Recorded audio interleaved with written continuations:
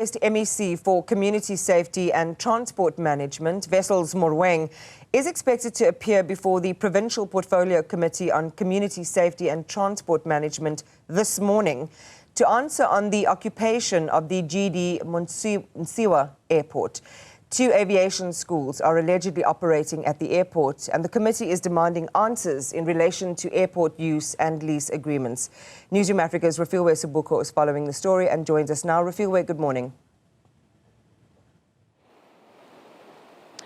Good morning, Imani. Indeed, the MEC of Community Safety and Transport Management, Wessels Morweng, is expected to appear today before the Portfolio Committee to answer, among others, how is it that there's been, 2 aviation schools allegedly operating here and they unauthorized. But there's also been a discussion to say that some are saying that they have been noticing some frequent activities, suspicious activities, and it is considering that this airport is said to be having 24-hour surveillance camera, but also there are security officials that are on site. Let's speak to Uleboheng.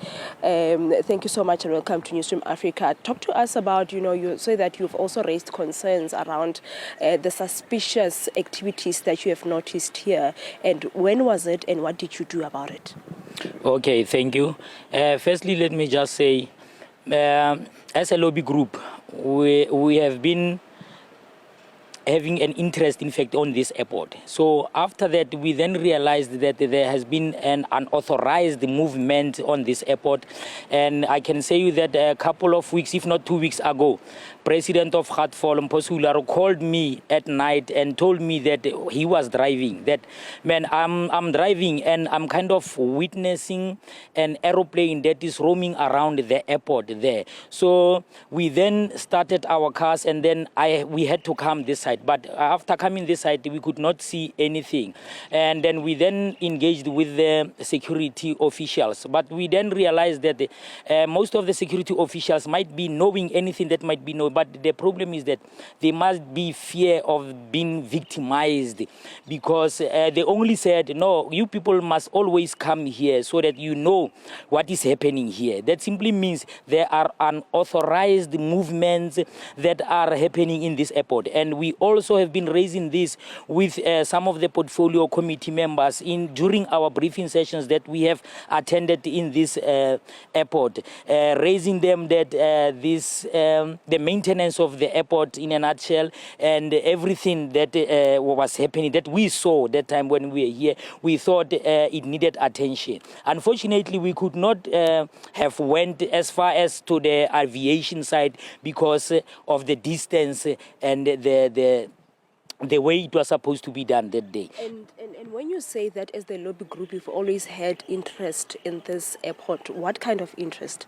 No, as a lobby group, we are having interest of seeing this airport being operational, because we have been fighting for our people, for our fair space in the economy of our province. But we have noticed that our people are only subjected to menial jobs, which I can say there are menial jobs like your EPWPs, your CWP. So we then thought, if this airport can be operational and those people can be absorbed by this airport, if we can get our international status back so that the cargo hubs can also operate, that will also create more jobs. So our interest has always lies on creating of jobs for our people. For now, we have been ranked #1 in the country as unemployment stats stand now, and we also are the big producers of platinum in our province, which simply means our province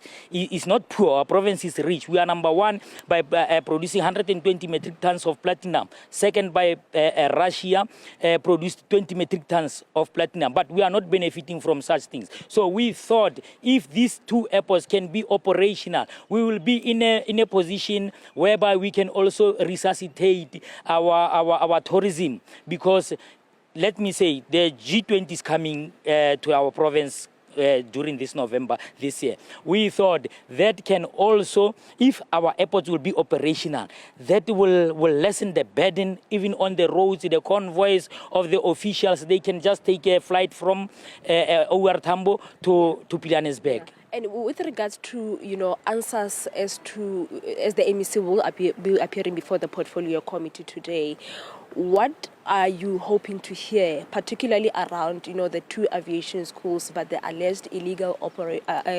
unauthorized occupation of this airport?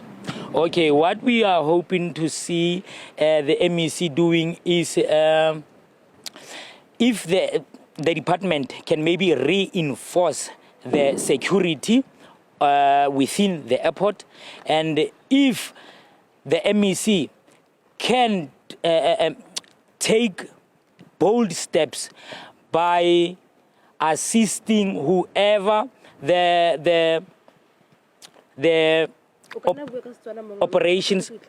Okay, no, like I was saying, if the MEC can maybe take bold steps to give those that are liable for this airport to work in this airport by reinforcing the security personnel within and even above, because we thought this airport has 24-hour civilian.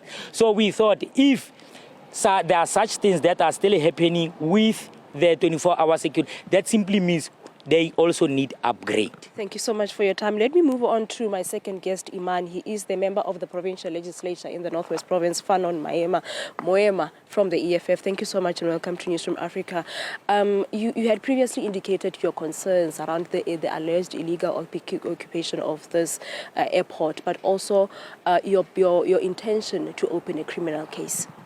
Well, thank you, Fifi. Yes, as the EFF, like we said before, that we are going to initiate a fully blown investigation into this matter. We're also going to open cases because it was established that very strange revelations that for the past 7 years, there are individuals who have been occupying this place without knowledge of the government. And currently, there are other revelations that these people were even paying some sort of a rent. However, that money was not collected in the form of revenue to the provincial government. So we are quite concerned that which account was paid to, because that money, if really it was paid in the interest of actually paying rent in this facility, was supposed to be a sort of a revenue, but also was supposed to belong to the public accounts. Now, if that money was not received by the provincial government, Department of Community Safety and Transport Management cannot account for it. Public Works also, as a custodian of this facility, as a custodian of these buildings, themselves, they have long handed over the process. We had an engagement with the 2 departments. We had an interdepartmental engagement with them through a committee. And they did actually tell us, they did take us into confidence that they long handed over the property to the user department. The user department in this instance is then Community Safety and Transport Management. That cannot account for the people who are here and the activities that they are conducting. Now they are coming with different stories. Initially, they were saying there's an aviation school on site that was conducting some sort of aviation activities, training young people and so forth. We then said we want an accountability in terms of who are those students. Do they have any graduates? Do they have any portfolio of evidence to illustrate that indeed there is a proper and legitimate activity taking place insofar as aviation is concerned on this side? But with this situation wherein there's no revenue collected, there's no accountability in terms of who's actually occupying this particular facility. From time to time they change their story. Initially they said they can account for these people. Ultimately they then said no, these people actually are here, they are students. Later they then say no, some of these people is a British white man. Is bipolar, he has all this sort of mental disorder. So you ask yourself, a person in that mental state, how do they then operate a flight? How do they operate or engage in aviation facilities or activities? Because you need to be a fit and proper person so you can actually be in the aviation space. So this shows how they change from time to time. They are not consistent with their story. So this, to us, it becomes it's a revelation that indeed the department, clearly they don't know what they're doing, but also there might be some illegal activities. There might be a bigger thing happening in this facility. So we're not taking it lightly. This is a key point. It must be protected at all material times. And also you look at the imagination. The provincial government doesn't seem to be having some sort of imagination of seeing this airport fully fledged and functional. From time to time they will tell you that actually they're going to be running at the loss and so forth and so on if they're to run a passenger sort of type of a situation or commercial activity. So we are really observing this situation closely. They are trying to push it towards cargo. They are saying no, they rather use Pilanesberg. This is not the only airport we are concerned about. There's also Pilanesberg Airport that is closer to sort of tourism activities that is supposed to be a part and parcel of tourist attraction for the province and revenue collection, but also empowering, the province itself, because it's a province that is riddled by unemployment and poverty and inequalities. So platforms like your airports, they're supposed to be the ones that actually rescues our residents from this dire situation. Thank you so much for your time. Fanon Moema from the EFF in the Northwest Province, among others, raising the issue of the lease agreement, but also the revenue collection amount that is said to have been collected. That briefing is expected to start at 10 o'clock, where the MEC, Wessels Mooroeng, is expected to provide answers to some of these questions. Refiloe Seboko live for us from the Northwest